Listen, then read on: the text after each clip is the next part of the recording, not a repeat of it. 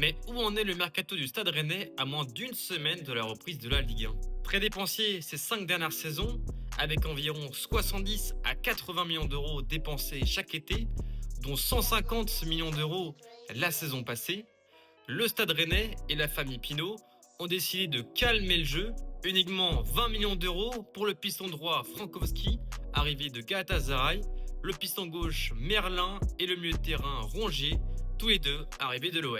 Trois postes qu'il fallait absolument renforcer au vu des difficultés de la saison passée, où le Stade Rennais a terminé seulement 12e, bien loin des places européennes, objectif affiché du club. Mais avec l'arrivée de ces trois joueurs de qualité, qui connaissent bien les compétitions européennes, le Stade Rennais affiche clairement ses ambitions. Mais pour y parvenir, il manque encore deux joueurs selon moi, un milieu de terrain et un attaquant. Problème, avant de pouvoir recruter, la direction rennaise, menée par Loïc Désiré, qui a remplacé Federico Massara, parti du côté de l'AS Roma, doit d'abord vendre. Ainsi, 14 départs ont déjà été officialisés et c'est pas terminé. En effet, d'après Ouest France, 6 à 8 joueurs pourraient également quitter le club. Ainsi, en plus d'Omari qui a rejoint Hambourg, Santa Maria qui est parti à Valence, ou encore les attaquants Oleg B à Trabzonspor et Andrés Gomez du côté de Vasco da Gama, plusieurs Rennais pourraient quitter l'aéroport de Saint-Jacques-des-Landes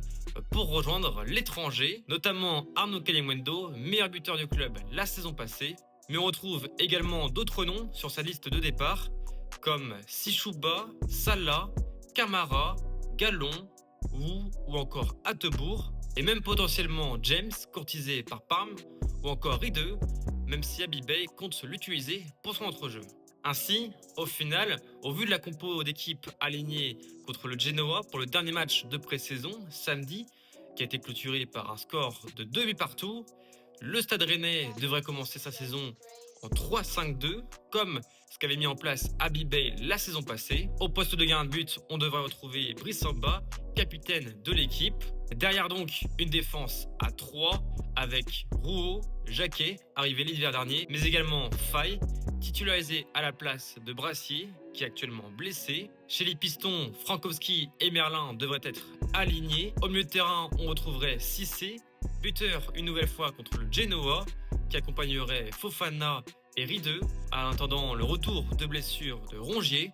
Enfin devant, plus d'interrogations cette fois, on pourra retrouver Altamari, buteur face au Genoa et Meite, mais également Blas ou encore Yildirim, qui ont également leur carte à jouer. Dites-moi en commentaire ce que vous pensez du mercato du Stade Rennais et à quelle place vous voyez les Rouges et Noirs terminer en Ligue 1.